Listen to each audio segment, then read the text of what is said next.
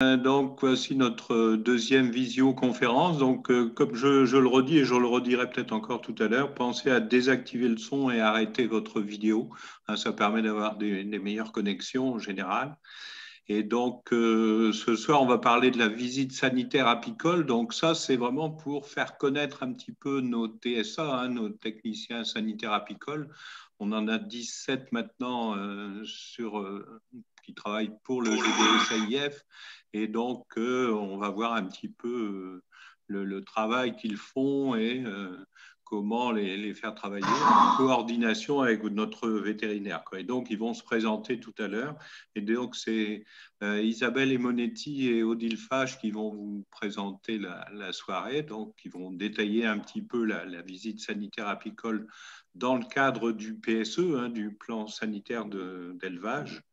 Et donc, le but, c'est vraiment parce que dans le cadre du PSE, il faut que chaque adhérent ait une visite au cours des 5 dernières années avant le renouvellement du PSE.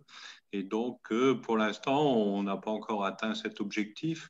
Et donc, on va dédramatiser un petit peu cette visite et voir tout ce qu'un TSA et le vétérinaire peuvent vous apporter.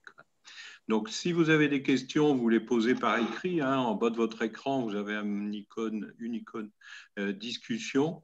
Donc, et Alain les lira à la fin, comme ça, et on posera les questions aux deux intervenants. Qu'est-ce que je peux encore dire? Bon, je leur donne la parole. Elles vont se présenter elles-mêmes. Donc, c'est une soirée féminine ce soir. Donc, honneur aux dames. Et donc, je vous rappelle aussi au niveau des commandes du GDSAIF, c'est le moment de les faire. Vous avez encore quelques jours pour passer vos commandes. Donc, pensez à les faire, à ne pas être trop retardataire. Ça complique un peu le travail de nos secrétaires et de notre trésorerie. Voilà, je vous remercie beaucoup. Donc, je passe la parole à Isabelle et Odile. Bonjour, bonjour à tous, merci d'être là. Je suis donc Odile Fage, la vétérinaire conseil pour le GDSAIF. Je suis spécialisée en apiculture puisque titulaire du DIE de pathologie apicole. Et Isabelle se présentera à son tour tout à l'heure. Je ne sais pas ce que ça veut dire, ces trucs-là. J'y touche pas. Oui. Qui nous parle? Alors, qu'est-ce que c'est le DIE? Coupez votre micro. Couper le micro. Non, je pense que c'est une dame qui ne sait pas couper son micro. Le DIE, c'est le diplôme interécole de pathologie apicole délivré par Nantes. Bon, ce n'est pas notre propos. Donc, aujourd'hui, on va parler de cette visite sanitaire apicole dans le cadre du PSE. Je rappelle à tout le monde de bien vouloir éteindre son micro, s'il vous plaît, de façon à pouvoir avancer. Ah, voilà. Alors, qu'est-ce que la visite sanitaire d'élevage apicole? Eh ben, il y a un cadre légal par la DRIAF et au titre d'un PSE, c'est-à-dire un plan sanitaire d'élevage, puisque l'abeille est un animal d'élevage, même si on n'a qu'une ruche. C'est une filière d'élevage et une filière agricole. Ça a été mis en place après l'apparition et surtout la prolifération de varroa qui s'est très rapidement répandue partout, vous le savez. Et en fait, la DGAL a besoin d'encadrer la lutte contre varroa et de la disséminer, si on peut dire, d'engager les apiculteurs à lutter correctement contre varroa. Et dans ce cadre, donc, il a été demandé, comme dans toutes les filières d'élevage, de faire des plans sanitaires et par ce biais, les apiculteurs peuvent avoir, des conseils sanitaires par les GDS et pouvoir acheter des médicaments à prix coûtant ou quasi coûtant. Délivrés par les GDSA. Le but, c'est de professionnaliser la filière et de promouvoir la lutte contre varroa et puis surtout de faire un maillage aussi et un lien entre les apiculteurs. Alors, pour qui est cette visite sanitaire? Pour tous les apiculteurs qui vont adhérer au GDSA. Quand vous adhérez au GDSA, vous faites un engagement d'adhésion à ce plan sanitaire d'élevage, et que vous soyez professionnel ou amateur. Elle se fait quand? De préférence de mars à octobre, parce que c'est la saison d'été. Ça permettra, si on le souhaite, si l'apiculteur le souhaite, de visiter les ruches. Donc, c'est vrai qu'au moment du printemps, ça permet de donner une aide, souvent, quant à la conduite du rucher. Et puis, de la même manière, à la visite de préparation à l'hivernage, voir un peu ce qui s'est passé après les traitements et ce à quoi il faut s'attendre et ce qui peut être proposé pour passer un meilleur hiver. Le PSE oblige à faire une visite de chaque apiculteur par le GDS dans la période des 5 ans. Il est valable pendant 5 ans. Et si ce n'est pas fait, on a le risque que le renouvellement ne soit pas conduit. Et dans ce cas, il n'y aura plus non plus de médicaments à moindre coût. Donc, chacun est engagé dans cette affaire. Alors, qui va effectuer cette visite? Eh bien, ce sont les TSA, qui sont les techniciens sanitaires apicoles, sous le contrôle du vétérinaire conseil, c'est-à-dire pour l'instant moi. Avant, c'était Corinne Ribier-Gomichon qui m'a précédée. Les TSA font leur visite seuls. Nous les accompagnons une fois par an chacun. Et s'ils ont besoin, par contre, ils peuvent faire appel à nous. Les TSA sont des apiculteurs qui ont reçu une formation diplômante technique et sanitaire. Elle est assez poussée et elle est sanctionnée par un examen. Donc, ce sont des gens qui ont réussi leur examen et vraiment qui ont une bonne connaissance de l'abeille et du sanitaire pour les abeilles. Et ce sont aussi des passionnés, je voulais insister là-dessus, parce que tous les apiculteurs sont passionnés, et les TSA en particulier, et ils se mettent vraiment au service du collectif, au service du GDS, au service de tous les apiculteurs de la région ou du département. Nous avons 4 départements et puis 17 TSA, et j'ai appris tout à l'heure possiblement 18. Merci Alain. Et donc, ces TSA sont répartis sur nos 4 départements. Et mon propos là est de vous faire connaissance, que vous fassiez connaissance avec eux. Donc, voilà, sur 4 départements, on a donc dans les Yvelines 5 TSA, au Val d'Oise, très bien représenté, 6 TSA. Ah, pardon, j'étais trop vite. Et après, je ne vois plus, pardon. Bon. Dans le 92, 2 personnes. Et dans le 93, 4 ou 5, je ne vois pas mon petit papier. 4? Merci. Voilà.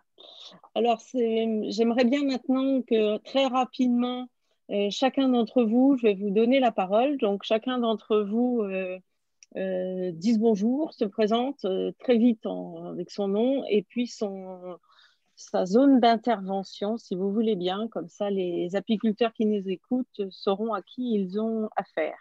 Isabelle, tu veux bien commencer? Je lance.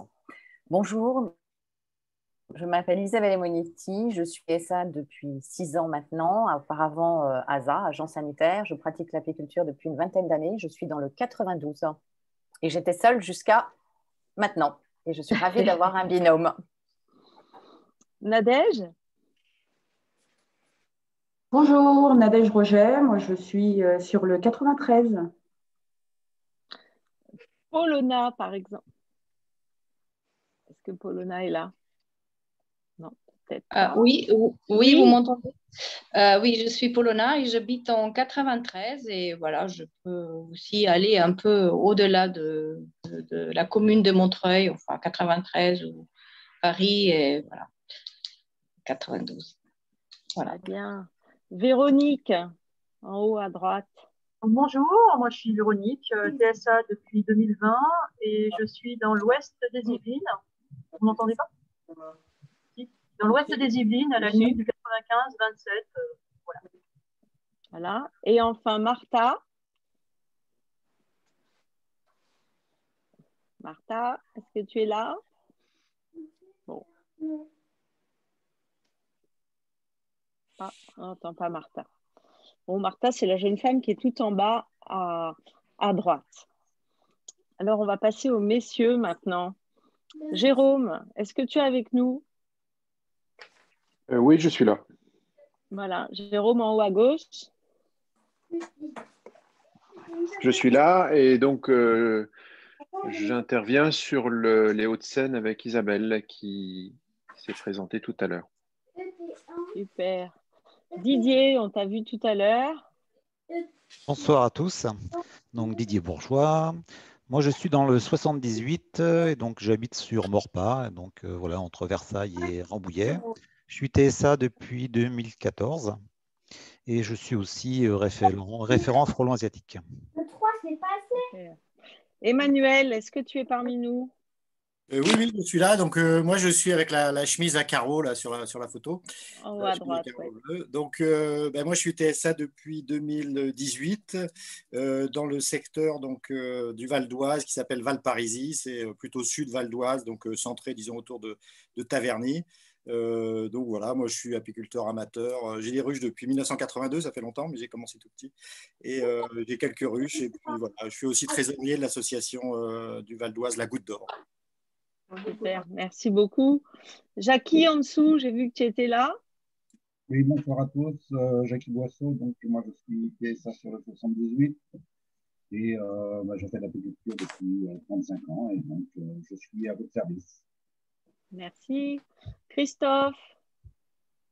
Bonsoir à tous, je suis donc Christophe Triboulet, moi je suis sur la Selle Saint-Cloud, je suis donc et sur 78 et vraiment en toute bordure du 92. Je fais de l'apiculture depuis 25 ans, j'ai une quarantaine de ruches environ et j'ai beaucoup de plaisir à vous rejoindre. Merci. Yannick, pardon. Oui, bonsoir. Donc sur le 93, TSA sur le 93, avec Nadège sur lequel on a quelques ruches dans le 93 et un petit peu dans le 77. On peut pousser un petit peu dans le 77 Nord s'il y avait vraiment des visites nécessaires, quoi. Voilà. Merci beaucoup. Et enfin, Gérard, est-ce que vous êtes là? Gérard. Bonsoir, donc moi je suis TSA depuis cette année, 2020. Je suis du 95. J'habite l'Isle-Adam et j'aimerais bien intervenir autour de l'Isle-Adam. Donc, c'est le Val d'Oise centre et est. Voilà. Merci beaucoup. Gilbert. Oui, ça y est, je suis là. Vous m'entendez? Oui, très bien. Bonjour à tous, Gilbert Blancard, j'habite Bêtemont-la-Forêt. Et je suis TSA depuis 2017 également. Voilà, j'interviens dans le Val d'Oise et puis même tout le Val d'Oise, c'est pas grave, pas de souci. Donc Gilbert Amé en bas à gauche, Gilbert Blancard, pardon. Oui. Michel Amé juste là. Michel. Bonjour. Donc Michel Amé, donc j'habite le Val d'Oise à proximité de Cergy, à Ogny exactement. Donc j'interviens comme TSA dans un rayon de 20 km. Dans le Val d'Oise, on n'est pas un gros département, 185 communes. Et donc, je suis vice-président du syndicat d'apiculteurs, apiculteurs évidemment. Et nous étions déjà avec une partie de l'équipe des ASA depuis une dizaine d'années. Donc, quand les ASA ont été, quand l'activité a été interrompue, nous avons postulé donc depuis 2017 pour les premiers concours de TSA. Voilà. Merci beaucoup. Christophe. Oui, bonsoir. Donc, Christophe Le Sourd, je suis en haut au milieu. Voilà, je sais pas si on voit la flèche. dans le Val d'Oise, donc au-delà de Cergy, au début du Vexin français. Et j'interviens sur la partie de la communauté de communes du Vexin Centre principalement, mais sinon, bon, globalement sur le Val d'Oise. Je suis un petit peu excentré, donc au bord du 78. Donc, à l'occasion, je peux intervenir sur la partie des Mureaux, Melon, enfin, voilà, dans ce secteur-là. Merci Et je suis aussi beaucoup. référent frelon asiatique. Ah oui, ça c'est bien. Merci beaucoup. Alban, est-ce que Alban, tu es là? Non, je crois qu'il n'est pas là. Alban. Bon, Alban n'est pas encore là. Et Jacques Milouet, est-ce qu'il est là? Je n'ai pas vu. Bon, alors Alban était en bas et Jacques Milouet tout en haut à droite. Voilà, donc je tenais à ce que tout le monde se présente pour que vous puissiez voir qui va vous appeler et avoir déjà un visage et un début de lien entre vous. Donc Isabelle maintenant va vous parler de comment se passe une visite sanitaire. Elle va vous raconter sa façon de procéder. Et puis on reparlera après d'autres points. Donc Isabelle, elle est TSA. Enfin, je te laisse te présenter. Bon, je l'ai déjà fait brièvement. Donc je suis TSA et dans les Hauts-de-Seine et dans le 45. Et précédemment, j'étais à ASA. Voilà. Donc ici, c'est plutôt un petit témoignage de ma part par rapport à mes différentes visites sanitaires que je peux faire dans ces deux départements. Donc la première chose, c'est le rendez-vous. C'est-à-dire que le rendez-vous est assez difficile à prendre car nous appelons sur la base de la liste de la FNOSAD et les gens sont souvent assez surpris de notre coup de fil. Une fois qu'on s'est présenté avec le sourire, en général, ils disent « Ah oui, bon, bah quand, je ne sais pas, c'est difficile, je ne suis pas trop disponible. » Voilà. En général, les visites se font plutôt le week-end, car nous sommes dans des départements où ce ne sont pas des apiculteurs professionnels, mais ce sont plutôt des apicultures de loisirs. Et donc, les gens travaillent dans la semaine, donc ce sont plutôt des visites qui se font le week-end. Donc ça, c'est la première chose très importante, c'est l'accueil. C'est comment arriver à créer ce lien téléphonique et que les gens n'aient pas l'impression que l'on est en train de venir... les observer et de venir faire, je sais pas moi, une visite d'inspection, quoi. Voilà. Donc, la période, c'est plutôt de mars à octobre. De mars, c'est un peu tôt, mais fin mars, si on a un beau printemps, c'est tout à fait possible. Et jusqu'à, je pense, octobre, en fonction de la météo du mois d'octobre. Combien de temps va durer une visite? Une fois qu'on est sur place, entre 1 heure et 1 heure et demie, selon s'il y a pas mal de questions, beaucoup de ruches que l'apiculteur souhaite que l'on voit. Donc, en général, ça peut durer jusqu'à 1 heure et demie. Très important, je donne rendez-vous au rucher, parce que souvent, le rucher n'est pas forcément l'endroit où la personne a mis son adresse et l'adresse qui figure sur ses renseignements. Donc ça, c'est très important, on se donne rendez-vous au rucher. Et puis moi, ce que j'aime bien, c'est commencer par la partie, entre guillemets, administrative. C'est-à-dire que je préfère qu'on commence à parler ensemble du carnet d'élevage, comment ça se passe, est-ce que vous avez acheté vos médicaments, à quel GDS, quel médicament vous avez acheté cette année. Et on commence par le carnet d'élevage et par le déroulé du carnet d'élevage. Donc, on l'a dans les slides qui suivent, ce carnet d'élevage, on verra ça tout de suite. Mais l'important d'avoir un carnet d'élevage, non pas en feuille amovible, ou si c'est en feuille amovible, elles doivent être numérotées et datées, de façon à ce qu'on puisse avoir une traçabilité. On me pose la question de plus en plus sur justement ce carnet d'élevage, est-il possible de l'avoir en numérique? 0 papier. Alors, c'est assez difficile à regarder ensemble, puisqu'il faut dans ces cas-là, sur un rucher, à venir avec son ordinateur, ouvrir un ordinateur. Mais c'est tout à fait possible, Jean me l'a confirmé tout à l'heure, c'est possible de n'avoir que du numérique à condition qu'on puisse le consulter.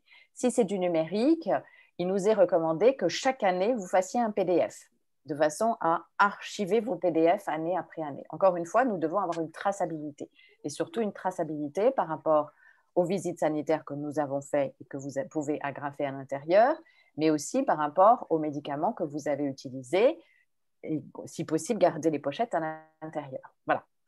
Ensuite, Isabelle, dans la partie administrative... Est-ce que tu peux allumer ta caméra, s'il te plaît, Isabelle? Elle est allumée.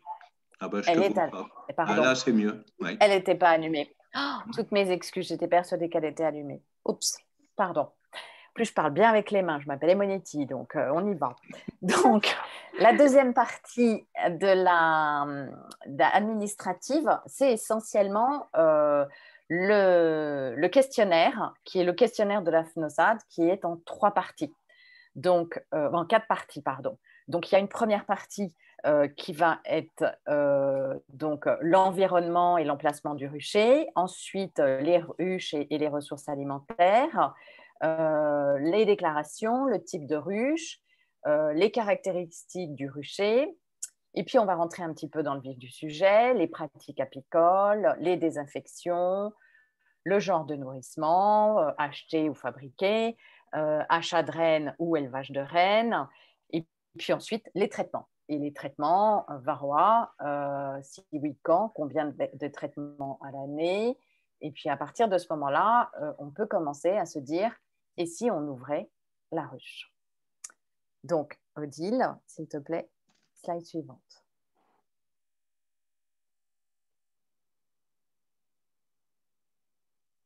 Oups, c'est bon. Donc ça, c'est la couverture d'un exemple de carnet d'élevage. C'est celui qui est édité par la FNOSAD. Vous pouvez aussi, donc il est très bien parce qu'il est déjà tout rempli et vous n'avez plus qu'à cocher et remplir. C'est intéressant. Maintenant, vous pouvez effectivement le reprendre en numérique, mais vous pouvez aussi le tenir sur un grand cahier scolaire, à condition, bien entendu, de numéroter les pages et de les dater. Voilà. Merci.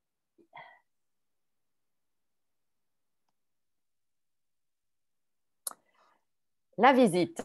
Donc, la deuxième partie, c'est on va regarder maintenant les ruches. Alors, il est important de savoir, c'est que l'apiculteur va manier lui-même ses cadres.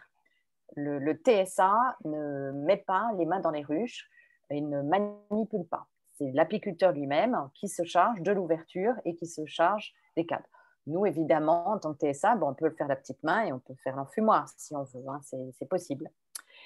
Donc, cette visite des ruches, elle n'est pas obligatoire. Elle va dépendre des conditions climatiques. S'il se met à pleuvoir ou s'il fait très froid ce jour-là, on peut voir autre chose. On peut aller regarder l'environnement mellifère autour. On peut échanger beaucoup plus sur les différents traitements qui ont été essayés les années précédentes. Il y a d'autres sujets qu'on peut aborder, d'autres petits conseils qu'on peut éventuellement donner, mais c'est quand même ouvrir les ruches avec l'apiculteur que l'on va voir me semble être un moment d'échange. Et ça permet, puisque la glace a été brisée avec la partie administrative où on a déroulé l'ensemble de ce questionnaire, je pense que c'est un moment où on peut échanger et on peut regarder le couvain, on peut regarder un certain nombre de choses avec l'apiculteur et justement voir avec lui ce qu'il en pense et compléter un petit peu ses remarques. Voilà. Donc, nous faisons l'examen des plateaux.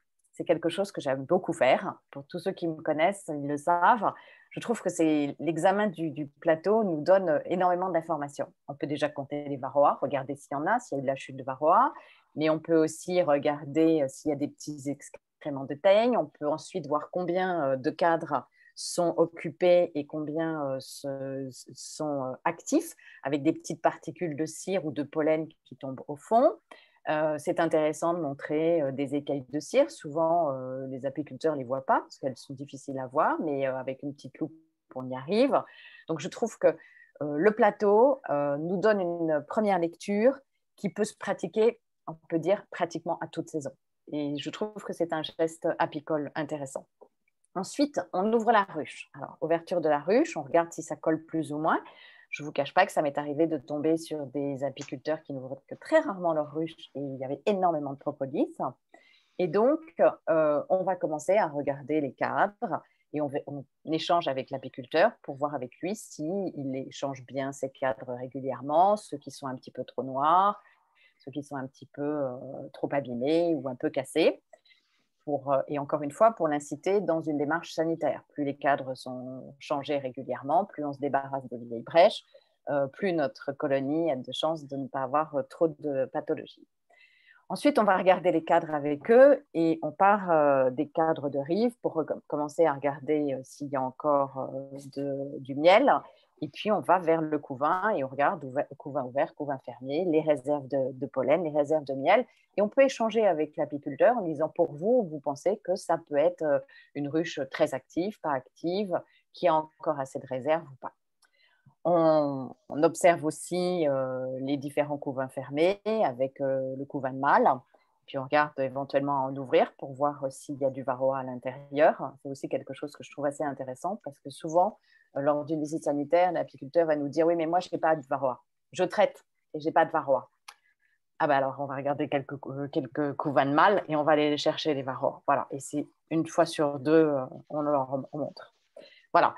Après, on va regarder effectivement s'il y a certains signes cliniques, comme des cadres trop vieux dont j'ai parlé tout à l'heure, et puis éventuellement un couvain qui ne serait pas uniforme, ce qui pourrait être des signes d'une pathologie particulière.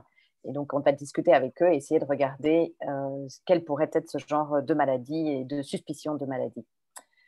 Ça, c'est les mots du TSA. Pour les TSA, ça doit vous faire rire que je dise suspicion. Et puis, donc, on va vraiment les sensibiliser à ce varroa et à la recherche de ce varroa. Donc, on a un easy check. J'espère que vous le voyez avec ma caméra. Il y a encore un peu de sucre glace à l'intérieur. Et donc, moi, avec le easy check, eh bien, je récolte mes abeilles et puis je montre en général à l'apiculteur qu'en secouant bien, eh bien, il y a des varroas qui tombent au fond. Voilà, il est assez surpris. Voilà. Donc, comme la visite dans le cadre du PSE, c'est essentiellement la sensibilisation à la lutte contre le varroa, regarder le plateau, regarder du couvain de mâle, faire un test d'easy check, pour moi, c'est 3 gestes qui peuvent les sensibiliser à lutter contre le varroa. Voilà. Donc, à partir de ce moment-là, en général, la glace, elle n'existe plus. Je pense qu'on est même en plein désert avec nos apiculteurs. Ils souhaitent vraiment échanger et nous poser tout un tas de questions sur des difficultés qu'ils ont rencontrées ou d'installation de ruches un petit peu plus loin ou des dérives, enfin tout un tas de questions qui peuvent arriver à ce moment-là. Voilà.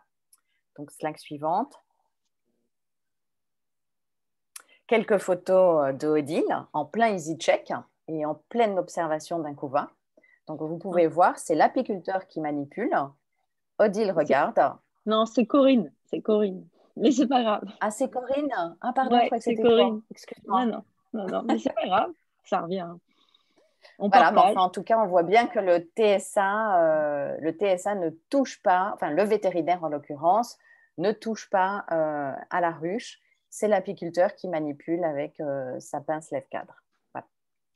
Suivante. Ouais. Alors, donc, à la suite de ça, eh bien, nous avons un compte-rendu de visite sanitaire, n'est-ce pas, que l'on doit saisir sur le site de l'AFNOSAD avec les dates, ce que l'on a vu. Ensuite, la conduite du rucher. On regarde si la lutte de varroa est bien faite avec les différents traitements. Si les frelons sont bien gardés, on essaye de les garder à distance avec un certain nombre de choses, soit avec des pièges, soit avec des muselières. Voilà, un certain nombre de choses. Si les cires sont renouvelées, quelle désinfection des fonds font-ils à la sortie du printemps?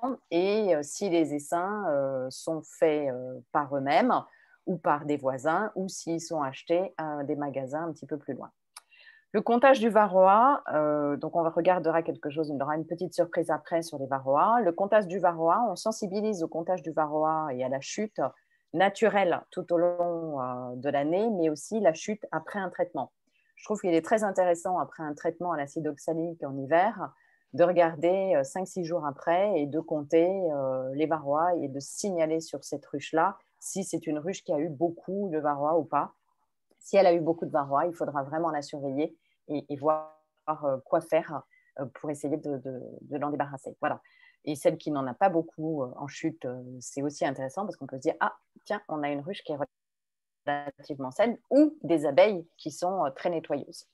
Ensuite, le nourrissement, est-ce que c'est un nourrissement acheté? Est-ce que c'est un nourrissement fabriqué soi-même?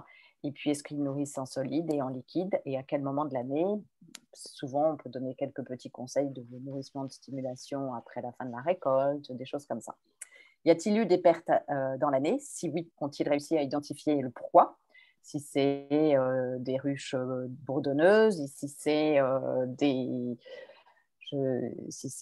des ruches qui sont mortes de faim avec les abeilles, la tête dans les cellules, enfin un certain nombre de signes.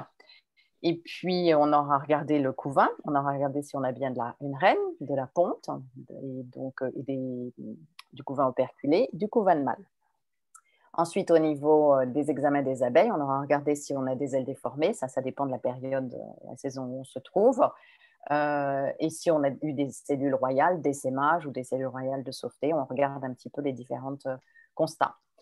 Et puis, bien entendu, s'il y a des signes cliniques existants, on les aura notés. Et on fait ce petit compte-rendu que l'on signe et on fait signer l'apiculteur et on l'envoie au vétérinaire référent. Voilà. Donc là, je vais demander à une personne que j'ai visitée cet été au mois d'août, qui s'appelle Olivier Mince, de venir témoigner maintenant de la visite qui s'est déroulée et j'aurai quelques questions à lui poser. Olivier, es-tu avec nous? Oui, vous m'entendez? Parfaitement. Ok, eh ben, écoute, Isabelle, oui, c'est toi en tant que TSA qui a fait la visite sanitaire au mois de septembre de l'année dernière sur mes 4 ruches. Et donc, je suis apiculteur de loisirs depuis 3 ans à Sèvres, donc dans le 92. Alors, par exemple, une petite question. Est-ce que tu peux me dire ce que la visite sanitaire t'a apporté? Alors moi, je suis débutant, entre guillemets, vu que ça fait 3 ans que je pratique, même si j'ai suivi des cours très bien enseignés. Concrètement, c'est un moment de passage intéressant pour faire cet échange. Donc, pour moi, on était dans le désert tout de suite, hein, il n'y avait pas beaucoup de glace, et on a tout de suite pu partager, et je pense que surtout pour les apiculteurs de loisirs qui ont encore une expérience à bâtir, c'est intéressant la visite du TSA pour conforter ses points de vue et échanger sur tous les points que tu viens d'expliquer, parce qu'on a quand même tout un tas de choses encore à apprendre. Est-ce que tu t'attendais à ça? Ben, en fait, oui, en fait, moi j'attendais beaucoup, hein. Donc, parce qu'on a quand même tout un tas d'interrogations. J'ai effectivement vécu quelques pertes, alors pas d'hivernage, mais peut-être de manutention malheureuse sur des rennes. Et puis ensuite, bon, quelques événements sanitaires modestes, mais qui interrogent toujours l'apiculteur débutant. Et donc, le fait d'échanger avec un TSA, c'est quand même particulièrement riche pour se conforter dans ses points de vue, même si je regarde beaucoup de vidéos et je lis beaucoup. L'échange, c'est quand même toujours avec des gens d'expérience, c'est plus riche. Et puis, dernière question, est-ce que tu as trouvé ça désagréable? Est-ce qu'il y a quelque chose qui t'a dérangé? Ça, c'est pour tous ceux qui n'ont pas encore eu de visite sanitaire. Dérangé, donc, non, il y a strictement rien qui m'a dérangé. En fait, l'intérêt, c'est qu'on prépare à l'avance. Déjà, on vérifie si son carnet d'élevage est bien à jour, essayer de le préparer au mieux. Et puis ensuite, le fait de regarder les ruches ensemble, c'est quelque chose qui réconforte. Donc non, il n'y a strictement rien qui m'a dérangé. Au contraire, j'encourage la visite. Et si je peux le faire tous les ans, c'est une très bonne démarche pour tout le monde. Non, tous les 5 ans. Oui, c'est tous les 5 ans normalement. Ah bon. Oui. Je prends rendez-vous pour 2025 alors. Eh bien, merci beaucoup, Olivier. Merci beaucoup. Merci à toi d'avoir accepté de témoigner. Merci. Donc, après ce témoignage, on voudrait partager avec vous quelques photos. Donc, c'est un peu un petit test. Est-ce que vous voyez des varroas et combien? Vous avez le droit de l'écrire sur le fil. Ou le dire.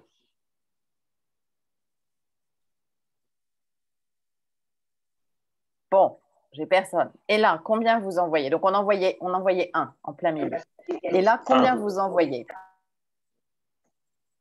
Deuxième photo, vous envoyez combien?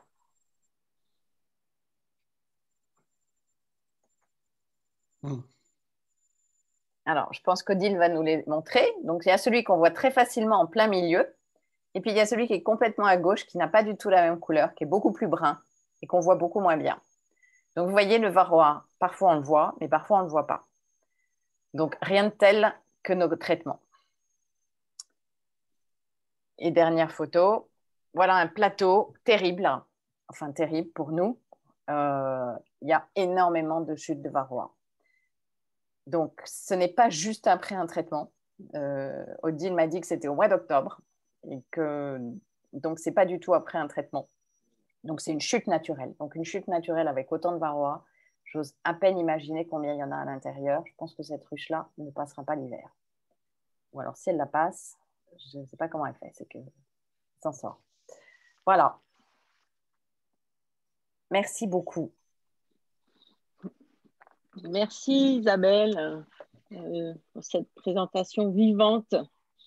Et, donc, je voulais revenir, avant de parler des inquiétudes qui, en général, sont des freins à la visite des TSA, puisque nombreux rapportent bah oui, on essaye, mais les gens ne veulent pas, ils n'ont pas le temps, on sent bien que ça les dérange. Donc, c'est vrai que la visite a un petit côté réglementaire. On ne dira pas le contraire, hein. C'est le but, c'est quand même de vérifier que les choses sont faites correctement et éventuellement d'aider à ce qu'elles soient. À ce qu'elles le soient, on doit respecter le code de santé publique, on doit respecter la législation sur le médicament vétérinaire, on doit respecter la réglementation apicole. C'est beaucoup de règlements, beaucoup de choses à respecter. Mais en même temps, c'est grâce à ça qu'on va avoir une filière qui se professionnalise, entre guillemets, c'est-à-dire qui travaille de façon correcte et surtout avec de la connaissance. Et plus seulement de la transmission.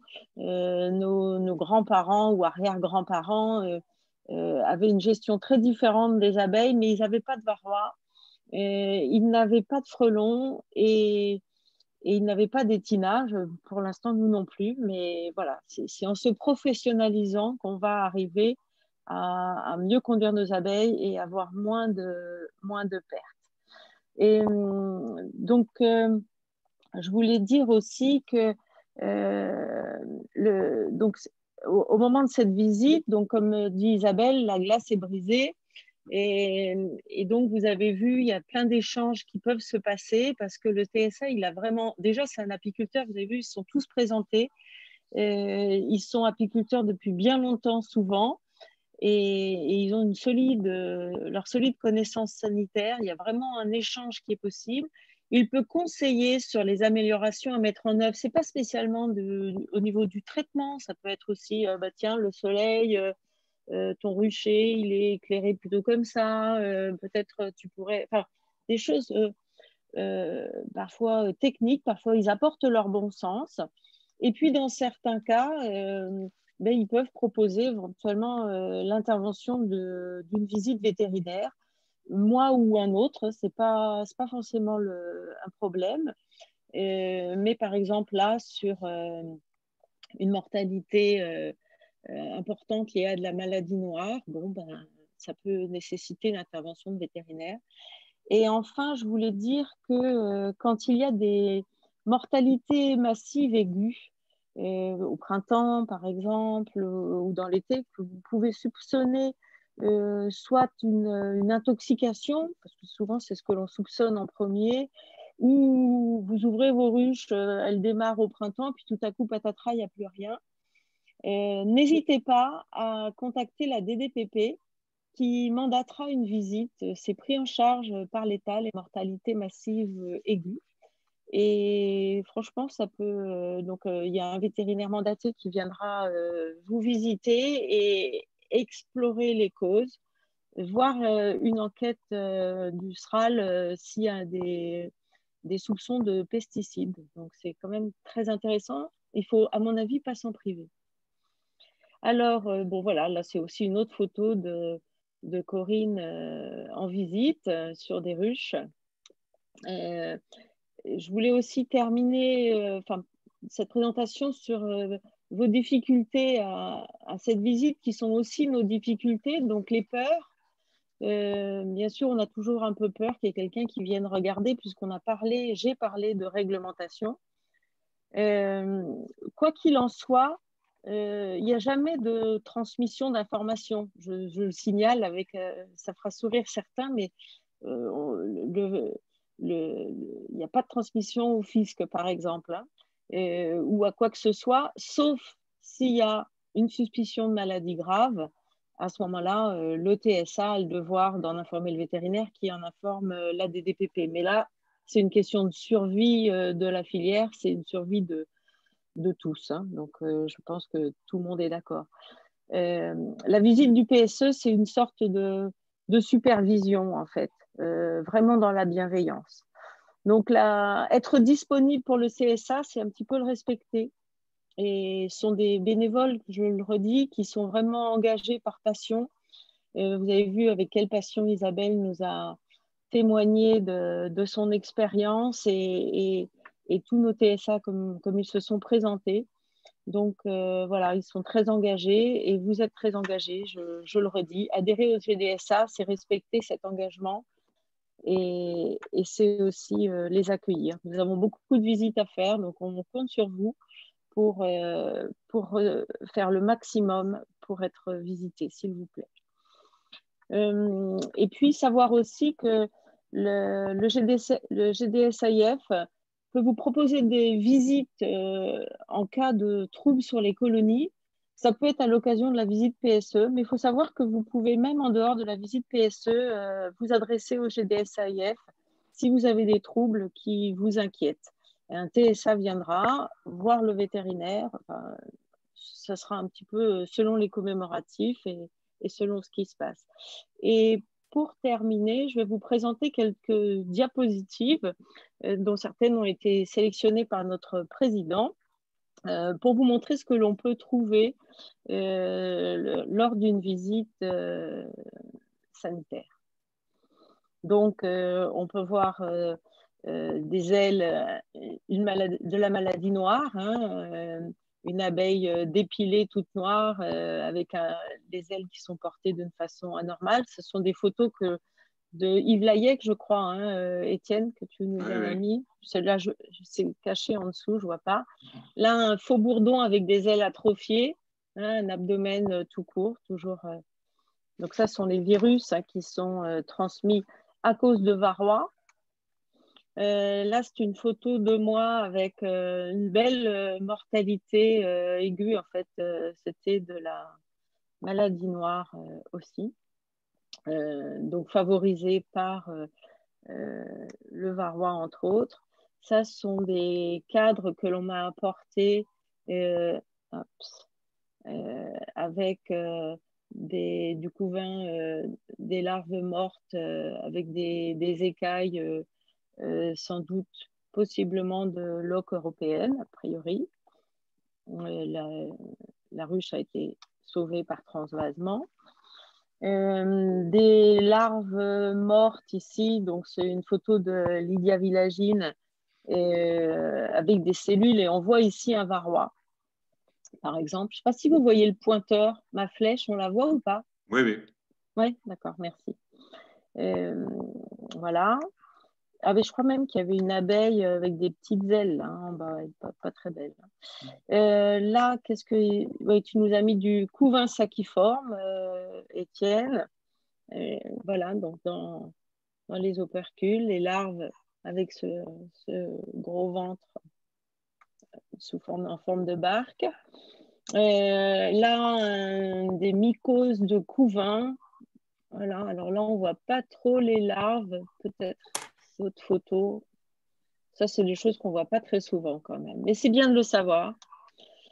Et puis ici, présence de fausses teignes avec des larves qui sont coupées en ligne, en fait, avec la fausse teigne qui se balade à l'intérieur. Bon, ça, vous l'avez souvent, vous le connaissez.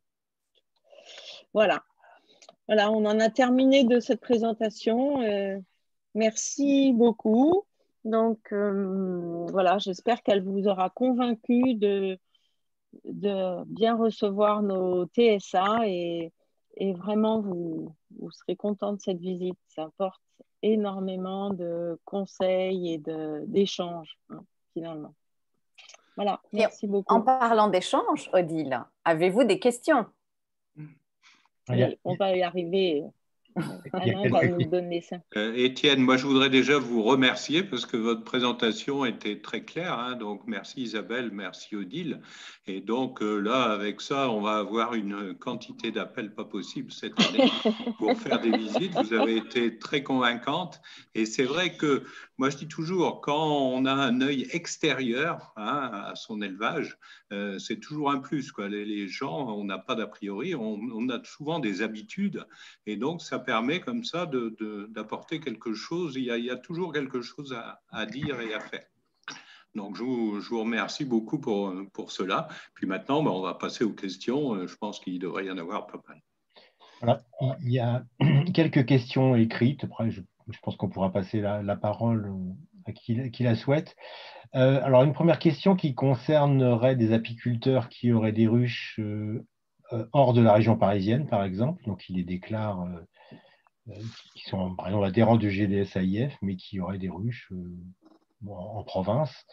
Quid de la visite TSA dans ce cas-là? Ils passeront en dernier. Non, mais on peut faire. Ça dépend où? Ça dépend. Faut là, on me cite le discuter. cas de l'Aveyron, par exemple. Ah, c'est trop loin. Oui, ça sera peut-être un peu loin. Ce qu'on constate souvent, c'est qu'il y a des apiculteurs qui ont des ruches, quelques ruches en région parisienne et qui en ont un peu plus en province. Donc, on peut déjà visiter celles qui sont en région parisienne. Mais c'est vrai qu'en province, parfois, on se met en relation avec un GDS local. Hein, et il peut éventuellement faire une visite. Mais on n'ira pas en Aveyron. Le GDS-AIF n'est pas assez riche pour payer ça, nos TSA. On aimerait bien, hein, mais non. Une question un petit peu corollaire.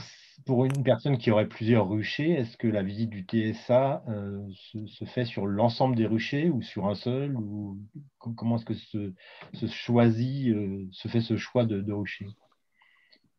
Je crois qu'en principe, c'est sur un seul ou deux s'ils ne sont pas très loin. Hein. En fait, mais tout dépend comment ça se passe. Je pense que tout dépend c'est TSA et apiculteurs dépendants. Il n'y a pas d'obligation. Il faut voir au moins un rucher, si possible le principal, mais après, c'est l'apiculteur, je pense, va décider de celui qu'il veut montrer.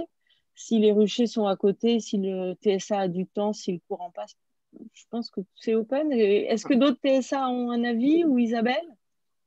Alors, je peux peut-être enchaîner, par exemple, sur le 45, ça arrive souvent, puisqu'il y a quand même beaucoup d'apiculteurs professionnels qu'on va voir.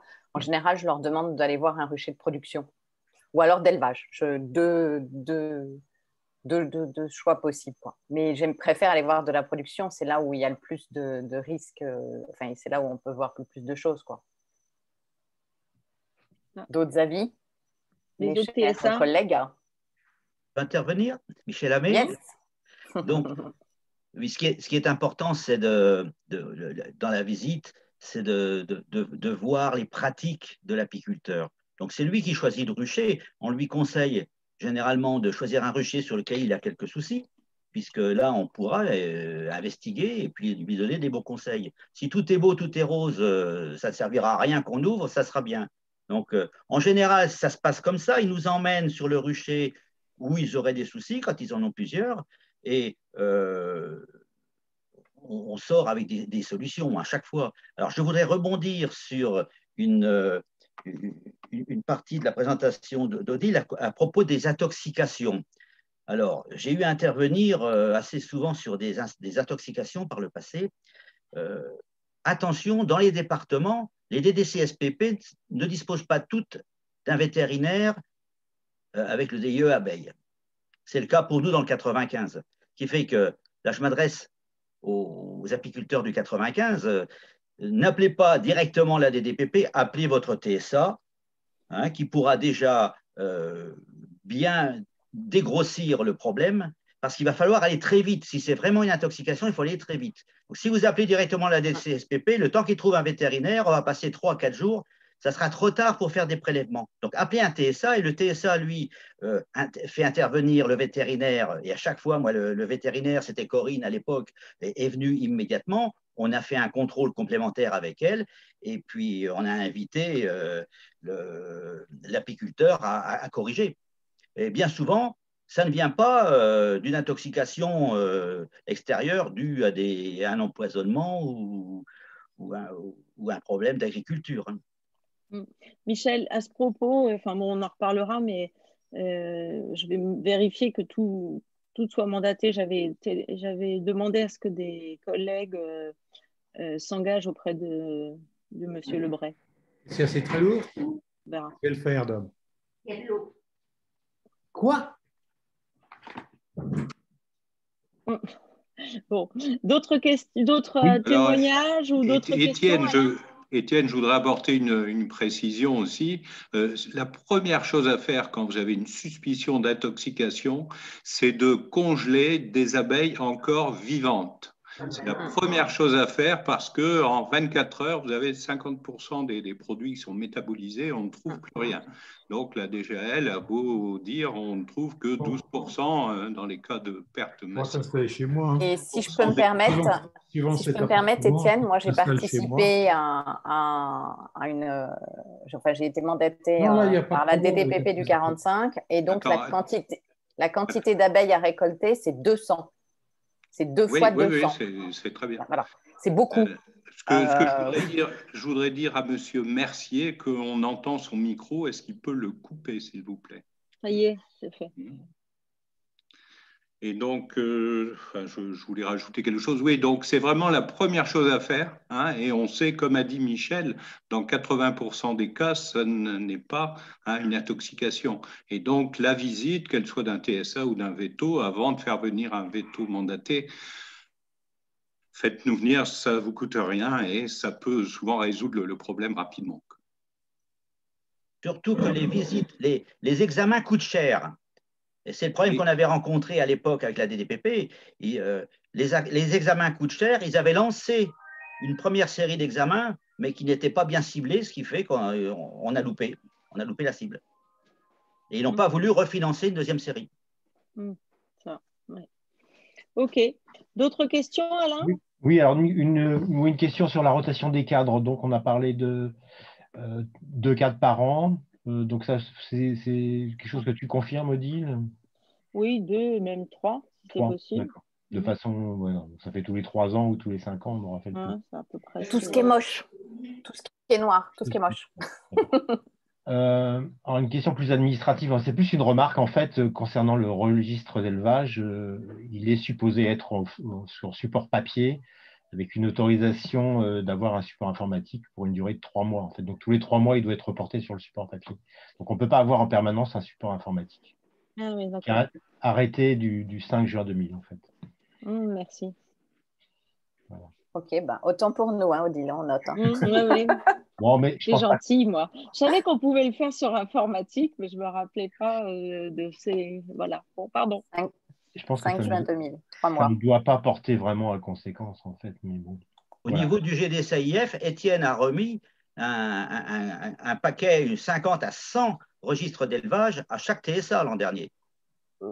Donc, on a suffisamment de registres d'élevage papier pour en distribuer à tout le monde. Et il m'en reste encore 200 et donc normalement on les distribue à l'Assemblée générale. Là, on les distribuera lors de la remise des médicaments aux adhérents, pour ceux qui n'en auraient pas. Donc, il y a un commentaire sur le fait que les visites PSE conditionnent le renouvellement du PSE et donc l'agrément de distribuer des médicaments. Donc, c'est aussi important pour le GDSAIF. Voilà, c'est une remarque. Parce que je fais une petite remarque à ce sujet. Avant, les médicaments avaient une ordonnance. Maintenant, chacun sait que les médicaments les traitements pour abeilles n'ont plus besoin d'ordonnance. Pour autant, ils ne peuvent être vendus que par des ayants droit. J'ai reçu. Donc, les ayants droit, c'est les vétérinaires, les pharmaciens et les GDS adhérents à un PSE. Donc, c'est un peu un cercle vertueux. Hein, les apiculteurs adhèrent au GDS, du coup, peuvent bénéficier de médicaments à prix le plus bas possible, puisque le GDS ne fait pas de bénéfice sur le médicament, mais en échange, ils doivent s'engager et contribuer à ce que le PSE puisse être renouvelé. Sinon, c'est la mort du petit cheval. Alors, au niveau du PSE, on utilise quand même des ordonnances systématiquement au GDS-AIF, oui, parce qu'on a constaté que les gens qui vont acheter des médicaments chez le pharmacien, par exemple, n'ont aucun conseil, il n'y a pas d'ordonnance, et les gens qui reçoivent une ordonnance, tout est indiqué de A à Z sur l'ordonnance, et c'est vraiment, il y a beaucoup de mauvais usage du médicament partout en France, hein. Et donc, les médicaments, il y a une durée d'application, il faut vraiment bien les mettre au bon endroit, etc. Il y a tout un ensemble de choses à connaître. Après, on les recycle. Nous, on récupère les lanières usagées pour les faire traiter. Et donc, le médicament, c'est un produit toxique. Donc, il faut essayer de bien respecter la réglementation. Et donc, même s'il n'y a plus d'obligation des ordonnances, nous tenons absolument à faire une ordonnance pour tous les produits. Même le Lapilife VAR qui est utilisé en bio, on fait une ordonnance. Donc, comme ça, l'application est bien faite. Merci, Étienne. Une question qui dépasse, je pense, le cadre du TSA, mais qui peut être intéressante, c'est comment atteindre les apiculteurs qui sont non déclarés ou voire non adhérents, de façon à ce qu'ils se mettent à traiter. C'est une vaste question, hein. Alors, il y a 1700 personnes qui sont adhérents au GDS dans la région Île-de-France et il y en a 2900 qui ont fait une déclaration de possession de ruches. Donc, vous voyez, il en reste quand même 1200 dans la nature. Bon, il y en a qui vont acheter leurs médicaments directement, mais on en a quand même pas mal qui restent sans traitement et ce sont ces ruchers-là qui empoisonnent les autres et donc ils servent souvent de réservoir avec des gens qui systématiquement refusent les traitements. Vous dites un commentaire, non? Alors moi, j'incite les TSA, hein, si vous avez des remarques à faire, n'hésitez pas, hein, vous avez la parole, c'est votre soirée aujourd'hui. Je prends la parole, Didier Bourgeois. Donc, en concernant les ruchers sauvages ou non déclarés au niveau au moins du GDSA, moi j'en connais quelques-uns et je vais voir donc ces personnes. J'essaie d'établir un dialogue. Souvent, ça se passe quand même très très bien. Ils sont un peu surpris au début et je leur explique ma démarche. Et après, même s'ils ne veulent pas adhérer au GDSA-AIF, je leur conseille quand même, s'ils ont un problème, de me contacter pour rester ouvert et puis pour pouvoir surtout intervenir s'il y a quelque chose. Et ça m'est déjà arrivé à plusieurs reprises. Donc, c'est en dehors forcément, ou c'est en plus de mes visites sanitaires que je peux faire. Mais au moins, ça permet d'avoir un contact et puis d'établir un dialogue. Et j'en connais certains qui se sont après inscrits au GDSA-AIF. Donc, voilà. Je pense qu'il faut avoir le dialogue et puis rester ouvert et ne pas les refuser surtout. Bah, bien sûr. C'est vraiment une histoire de lien. Il y a comme ça que ça marche, hein. Alors, il y a une remarque de Monsieur Guillet, là. Je ne la comprends pas bien. Je ne sais pas s'il veut préciser sa pensée. Là, il peut intervenir s'il veut. Parce que pour les 1000 non enregistrés au GDSA, ils font partie d'associations qui font partie du GDSA. Mais les gens qui font partie d'associations qui adhèrent au GDSA font partie des GDSA, ils s'engagent dans le PSE. Donc des gens qui sont à la SCA ou qui sont à la AVO ou au SAVO, ces gens-là font partie des GDSA, ils sont inscrits dans les 1700. Donc il nous en reste 1200 en Île-de-France qui ne sont pas adhérents et on ne sait pas ceux qui traitent et ceux qui ne traitent pas.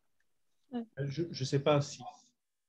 Oui. Voilà, mais simplement, moi, je me suis inscrit. Je fais partie d'une association à résidence qui fait partie du GDSA. Et donc, je suis dans les 1000 qui doivent être non répertoriés, puisque je n'adhère pas directement au GDSA. Par contre, l'association dans laquelle je suis adhère au GDSA. Donc, et pour un. Là où je vous dis les 1000, et on est quelques-uns dans l'association. Oui, c'est ça. Donc, Donc, je ne suis pas sûr que quand vous dites qu'il y en a, parce que sur les 2900, ça veut dire qu'il y en aura un tiers qui ne serait pas adhérent, et donc c'est des raisons, disons qu'ils peuvent. Mais les adhésions sont individuelles. Moi, je suis président de la section apicole de l'OVS, l'organisme à vocation sanitaire, et on a des adhésions globales, mais on est obligé d'avoir les noms des personnes. Donc, les adhésions pour un PSE sont individuelles. On ne peut pas avoir d'adhésion PSE collective. Ah ouais. C'est la réglementation. D'accord. Dans les faits, puis je pense qu'il y a aussi pas mal d'associations où les gens, il y en a un qui adhère et puis ils se partagent les trucs. Hein. Enfin, j'en ai vu quelques-uns comme ça. Je pense que c'est ce que vous voulez dire, Monsieur Guillet, non? Oui, c'est exactement ce que je veux dire, ouais, tout à fait. Ouais. Si je peux ajouter quelque chose, en m'adressant aux responsables d'associations ou de syndicats, s'il y en a parmi l'audience, ce qu'il faut, c'est inciter le maximum d'adhérents à adhérer au GDSAIF ou au GDSA local, parce que adhérer à un GDSA, c'est intégrer un cercle vertueux dans lequel tout le monde va appliquer la même stratégie de traitement. Hein. On m'a encore posé la question cette semaine, par exemple, au niveau du GDSAIF, là je parle, pourquoi pas d'apistant cette année? C'est parce qu'il y a une stratégie. Tout le monde traite en même temps avec la même chose. Donc, il faut essayer de faire adhérer au GDSAIF le maximum de personnes, même si ces personnes n'ont pas encore de ruche, comme c'est le cas chez nous, parce que c'est entrer dans un groupe dans lequel on aura d'autres services que ça. Il n'y a pas que les traitements. Hein, il y a l'assistance des TSA, l'assistance du vétérinaire, et puis ce genre de conférences et tout ce qui se fait dans l'année, qui viendra en complément de ce qu'ils apprendront localement. Donc, il faut inciter le maximum de monde à intégrer un groupement sanitaire. Deuxième point, je voudrais revenir sur les ruchers abandonnés. Alors attention, faut bien faire de la pédagogie là-dessus. On ne peut pas intervenir nous-mêmes sur un rucher abandonné. Il y a des règles, il y a une législation. Donc, rapprochez-vous dans ce cas-là. Il faut chasser, il faut trouver les ruchers abandonnés. On en trouve régulièrement. Rapprochez-vous d'un TSA. Lui saura ce qu'il faut faire, puisque vous avez les cas privés, ruchers abandonnés sur un terrain privé, et vous avez les ruchers abandonnés sur un terrain public. Et la règle n'est pas la même.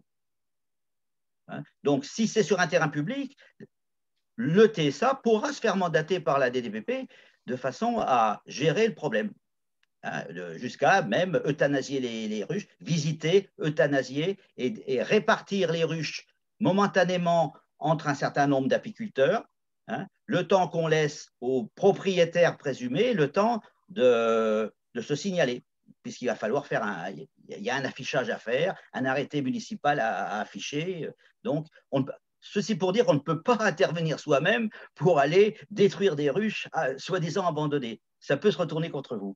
Je ne sais pas si c'est une bonne idée de répartir des ruches d'un rucher abandonné chez les apiculteurs. Eh bien, ça s'est passé comme ça. Oui, non, mais ça s'est passé comme ça lors de ma dernière intervention. C'était sur un rucher abandonné sur un terrain qui a été vendu à des Chinois. Donc, il y avait plus, le propriétaire, on ne savait pas le joindre. Hein, et il y avait 20 ruches. Donc, j'ai écrit la procédure que j'allais mettre en place et je l'ai fait valider par la DDPP qui m'a mandaté pour visiter, euthanasier ce qu'il fallait et répartir entre un nombre d'apiculteurs dont j'ai fourni la liste. Et 3 mois après, si l'intéressé, la municipalité avait fait un arrêté, le maire avait écrit un arrêté municipal qu'on avait affiché.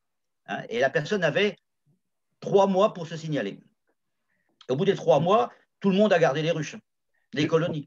Je m'interroge simplement sur le risque de dissémination d'un problème sanitaire, mais bon, peu importe. Ah oui, mais le TSA a visité le rucher et éliminé toutes les... Nous, on avait éliminé... J'ai fait 2 visites sur ce rucher, par exemple. Donc, les colonies récupérées étaient saines. C'est pour ça, hein, faites attention, il y a des règles. Eh oui. Encore des règles.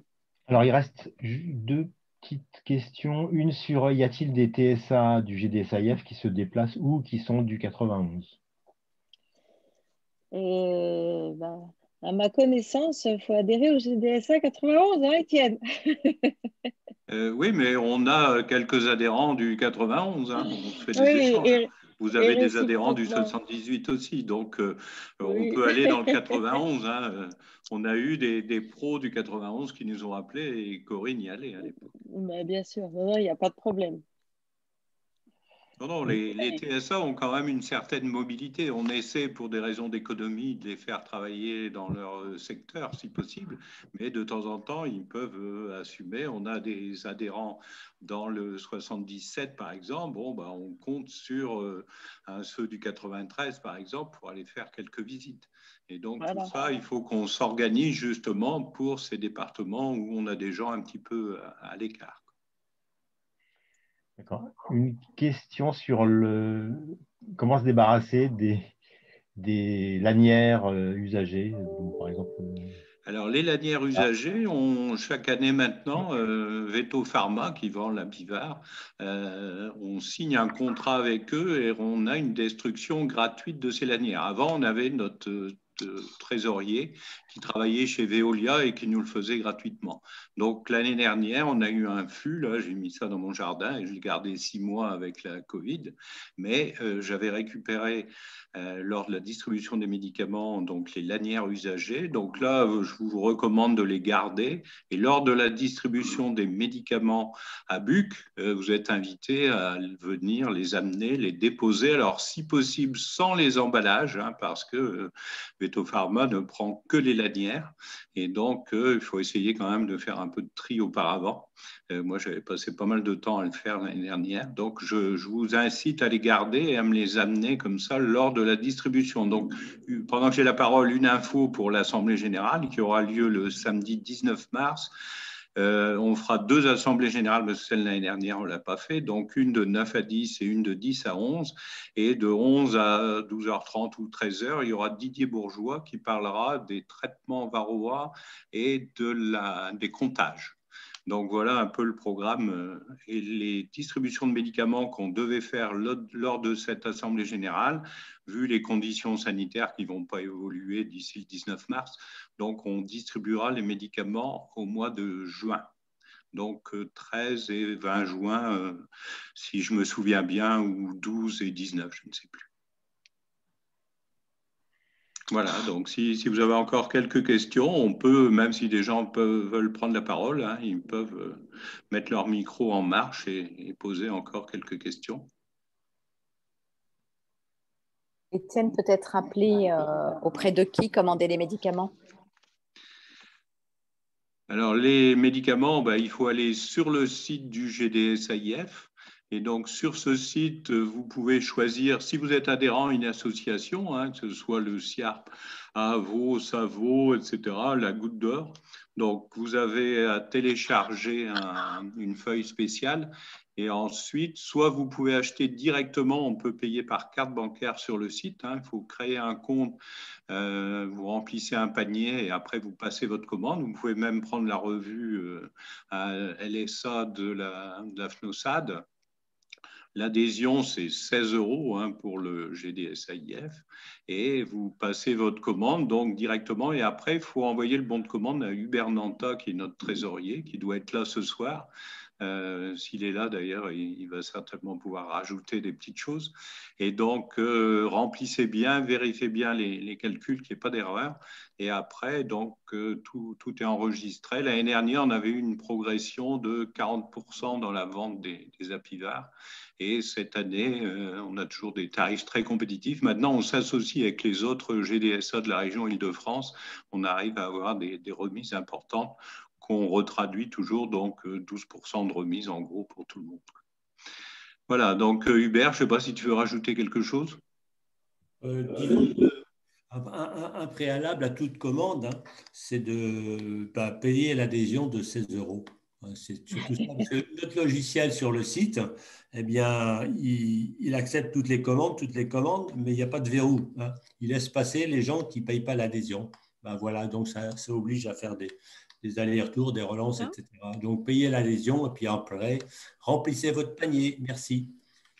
Alors, on a un trésorier qui est près de ses sous, hein, donc il faut faire comme il dit si vous voulez avoir des médicaments. Non, mais Hubert passe beaucoup de temps, il y a souvent des problèmes, et donc merci Hubert pour tout ce que tu fais. Voilà, est-ce qu'il y a encore des questions? Oui, bonjour. Vous m'entendez? Oui.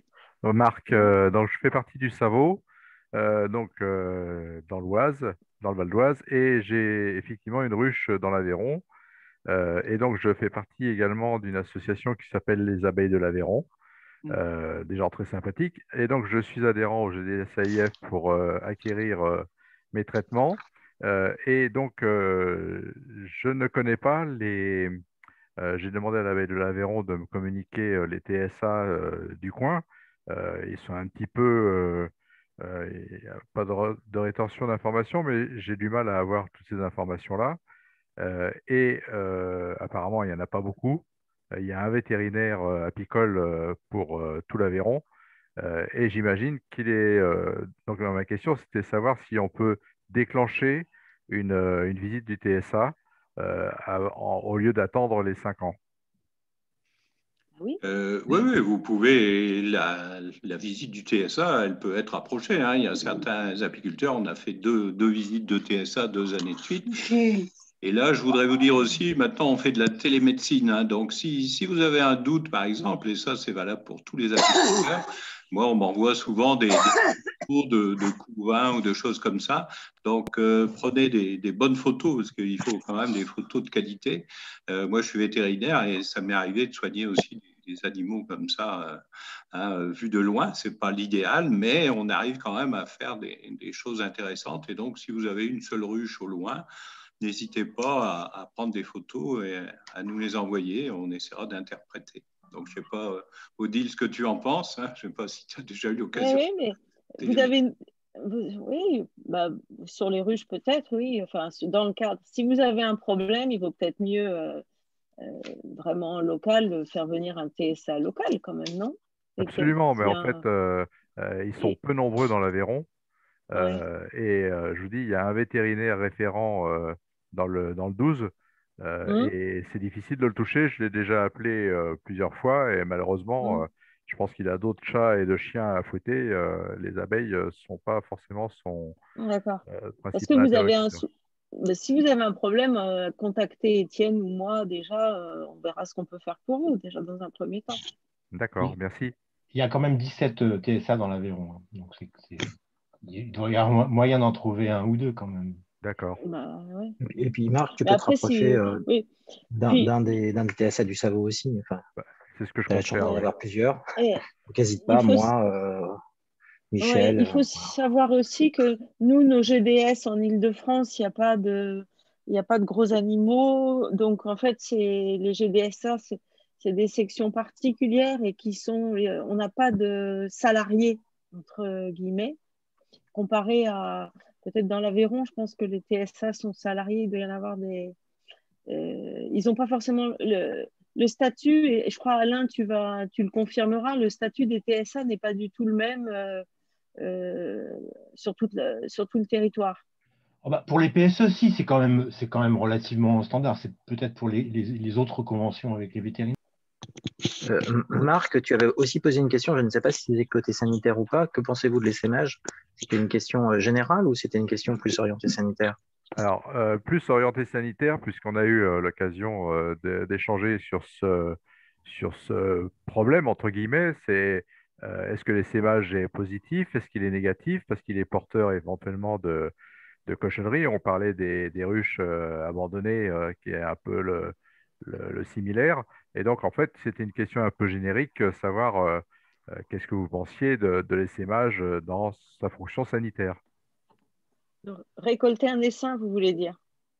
C'est ça, oui, là, parce que beaucoup récoltent des essaims chaque année et se targuent d'augmenter leur rucher. Mais effectivement, nous, on nous apprend, et encore merci à tous ceux qui font la théorie du Savot, nous apprennent bien que la récolte d'un essaim est sujet ramenait beaucoup de cochonneries dans son propre rucher, donc il faudrait le mettre à 3 km. Bon, alors, évidemment, 3 km, c'est pas facile pour tout le monde. Et en fait, c'est sur ce point-là où il y a eu un échange plutôt très, très, je trouve pas le mot, mais assez amusant de voir les avis de chacun, parce que d'aucuns qui ont un avis très, très fermé sur l'essaimage, et Michel en sera le témoin, disent un essaimage, c'est une erreur, c'est un loupé, c'est quelque chose de fondamentalement à éviter absolument. Donc, on évite l'essaimage par la destruction de la reine et on en met une neuve. Voilà. Alors c'était sur le fil de discussion du Savot. En parallèle, c'était aussi une personne qui proposait de laisser librement ces ruches essaimer de façon naturelle, entre guillemets. Donc c'était la double chose, récolter les essaims, cueillir les essaims et aussi laisser essaimer sa colonie de façon dite naturelle. Non, mais ça, c'est un Le peu comme problème, le... c'est pour celui qui récupère l'essaim. La question se pose là. Celui qui laisse essaimer, il accroît la population d'abeilles. Bon, mais c'est celui Pas qui obligatoirement. récupère l'essaim, il doit prendre des précautions. Oui, c'est ça. En fait, c'est du bon sens, hein, je pense. Moi, Nous avons perdu un rucher de 14 ruches il y a une dizaine d'années, des colonies de l'année, achetées l'année. Et à cause d'une ruchette piège qu'on avait mise pour éventuellement récupérer un essaimage accidentel, ça pouvait arriver. Malheureusement, on a récupéré un essaim loqueux et puis, pas vu. Et puis voilà. Puis enfin, on a quand même beaucoup plus de problèmes avec les abeilles et le pillage, hein, qui est quand même une méthode qui est encore très répandue, hein, les gens qui font lécher comme ça dans la nature leur cadre. Le pillage, c'est une catastrophe. Et actuellement, dans les pièges, c'est pareil. Il y a des gens qui mettent des brèches de cire dans les pièges pour les frelons. Ça favorise le pillage. Donc, c'est la première cause de toutes les maladies dans les ruches, bien plus que l'essaimage. Donc, l'essaimage, il a toujours existé. Maintenant, les gens font des divisions, ils l'évitent et c'est vrai qu'on a intérêt à le faire. Mais il y aura toujours des essaimages, hein. L'année dernière, les pros, ils ont eu pas mal d'essaimages malgré les divisions qu'ils faisaient régulièrement. Donc, il y a des conditions climatiques et des conditions alimentaires qui font que certaines années, on a beaucoup plus d'essaimages. Donc, tout, c'est comme, enfin moi en tant que vétérinaire, hein, on introduit un animal dans un élevage et on prend des précautions, on l'isole ou on fait un traitement préventif. Donc quand vous avez un essaim qui arrive, ça serait bien de le traiter systématiquement, hein, il ne va pas produire tout de suite, donc il est possible quand même de faire un traitement anti-varroa plutôt que d'attendre. Vous pouvez faire des comptages, etc. Donc, il y a énormément de techniques et de choses possibles. Mais si vous avez 40 ruches et que vous introduisez une ruche loqueuse ou une ruche qui est bourrée de varroa, hein, on a parlé aussi tout à l'heure, on n'a pas parlé justement de la sélection massale. Hein. Quand vous faites des comptages, les dernières journées de la FNOSAD, là, il y a Marc-Édouard Collin qui a bien expliqué, tant qu'on fera des comptages sans faire de sélection et d'élimination des reines et des colonies qui sont tous les ans, qui sont toujours les mêmes, hein, qui recommencent et qui sont sensibles à varroa, on ne progressera pas dans la lutte contre varroa.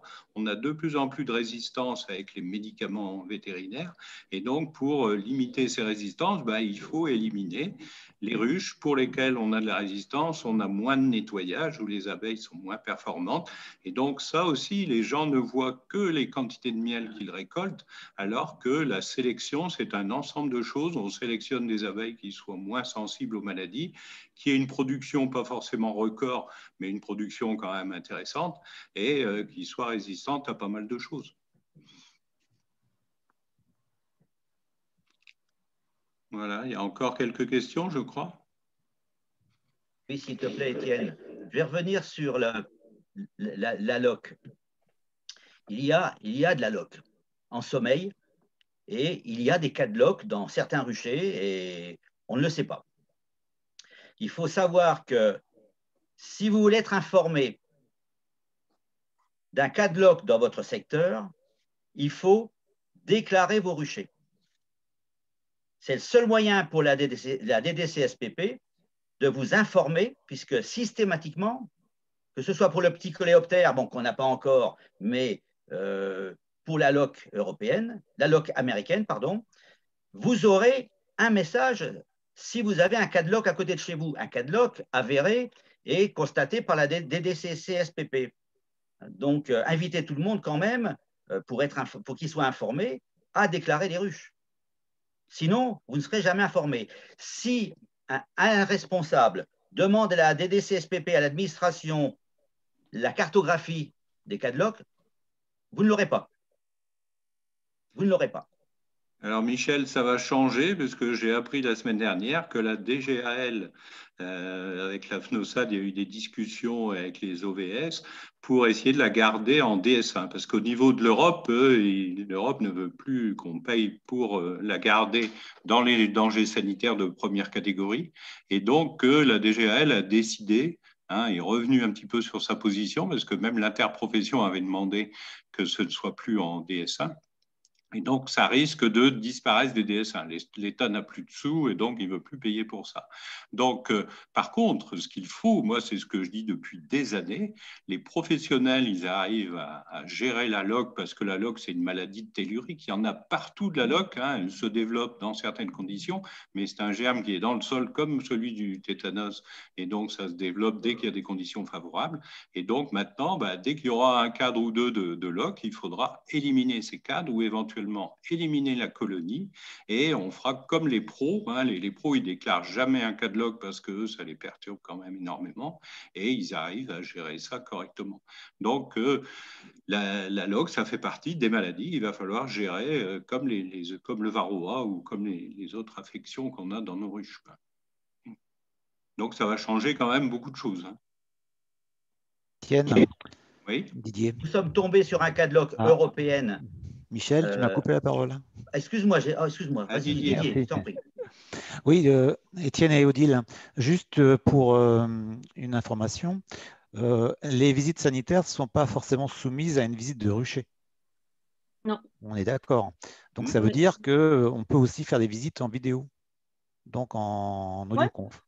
Voilà. Mais ça, on ne l'a pas précisé tout à l'heure et c'est un bon moyen aussi d'augmenter le nombre de visites. Après, bien sûr, ça peut déboucher sur une visite si il y a un problème. Mais, voilà, après, je crois, Étienne, tu vas redire, parce que tu sais, quand on avait fait les visites sur table, ce qui pourrait correspondre à des visites en vidéo, en fait, en soi, c'est accepté, toléré, mais pas recommandé. En fait, c'est quand même bien de pouvoir aller sur le rucher. Tu vois, il y a des choses.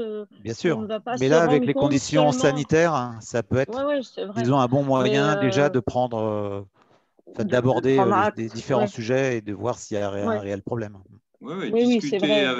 Discuter avec un apiculteur pendant une demi-heure, 3/4 d'heure, c'est toujours positif. De toute façon, on peut toujours amener quelque chose.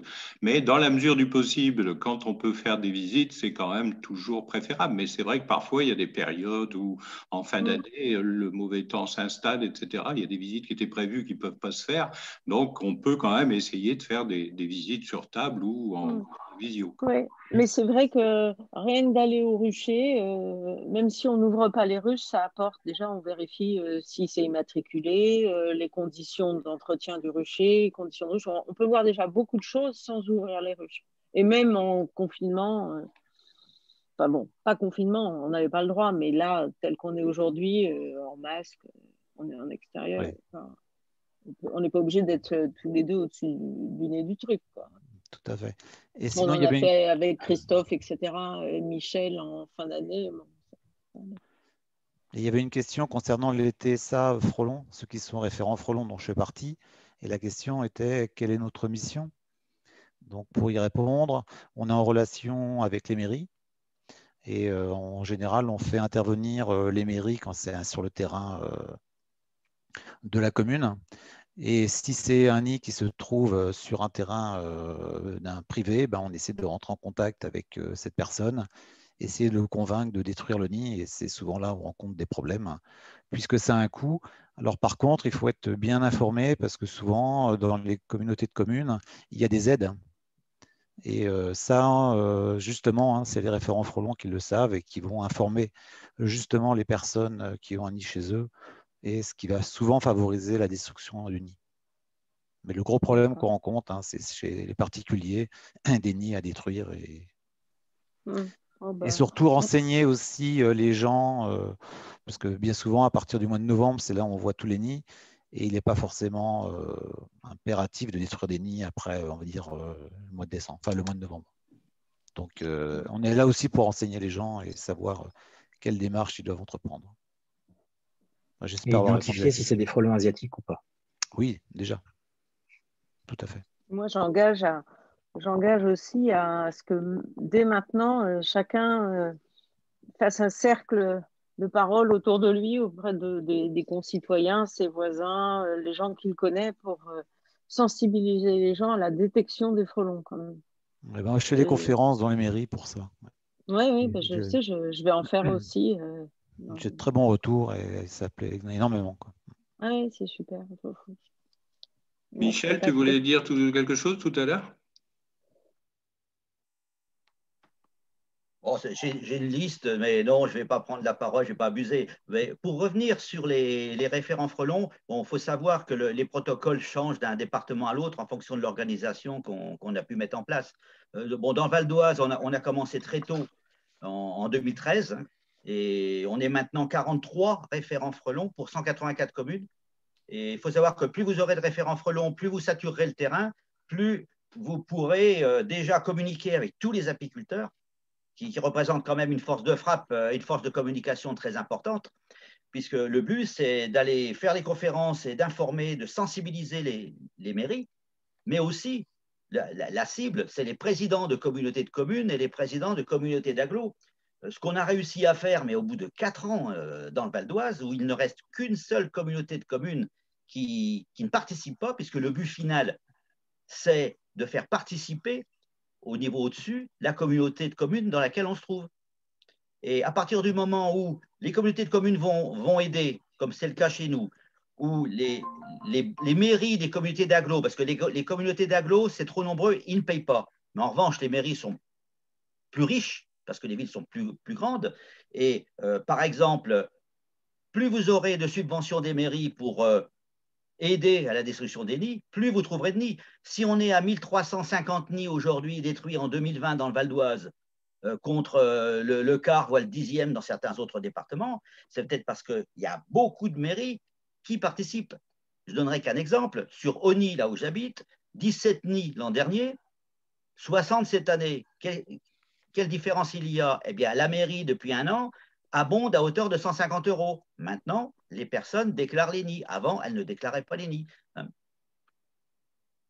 Donc, il y a un gros travail de communication à faire des conférences dans les mairies, mais surtout, aller au niveau communauté de communes et conseil départemental, puisque nous, l'an dernier, on a terminé en 2019 par une conférence à laquelle Quentin est venu, Quentin Rome, et on a fait une conférence tous les deux sur le frelon asiatique dans le Val d'Oise, patronnée par la présidente, Madame Cavici, et qui avait invité pour ça presque 200 élus. Alors là vous faites du bon boulot. Là. Et ça s'est terminé. Après ça, évidemment, le préfet qui était frileux, eh bien, il n'a pas pu faire moins que nous signer son arrêté préfectoral. Et dès que vous aurez un référentiel au-dessus de votre tête et qui touche les mairies, parce que là, en 2 clics, la présidente du conseil départemental, elle s'est envoyé un message à toutes les mairies. Le conseil départemental a un site dans lequel vous pouvez mettre des documents pour faire la communication. Alors, la conséquence heureuse de tout ça, c'est qu'après, vos référents, au lieu d'intervenir 100-150 fois par an, bon, ils sont un peu plus cool quand même, hein, ils ont moins de travail. Parce qu'on est vite dépassé. Hein. Donc, il y a un gros travail d'organisation, mais surtout de communication. Oui, parlez à vos élus et expliquez-leur que c'est dangereux, que ce n'est pas seulement embêtant pour les abeilles, que ça peut aussi être dangereux. Voilà. Ok, merci. Alors, est-ce qu'il y a encore quelques questions? N'hésitez pas, hein, c'est le jour ou jamais. Les TSA sont là, ils sont disponibles, ils sont efficaces. Donc, Ce soir, on les a mis en valeur et surtout, on a fait connaître leur travail, leur disponibilité. Donc, je tiens à remercier une nouvelle fois les intervenantes et puis tous les TSA qui ont participé ce soir. Et donc, on a eu une bonne réunion avec beaucoup d'échanges. Et je pense que je vous donne rendez-vous maintenant le 20 mars, je crois, donc un samedi, et c'est Didier Bourgeois qui interviendra ce jour-là sur la varoose, les traitements et le comptage. Le comptage, tout le monde devrait faire des comptages, alors que c'est vraiment une pratique qui n'est pas assez répandue à mon goût. Voilà, je vous souhaite une bonne soirée.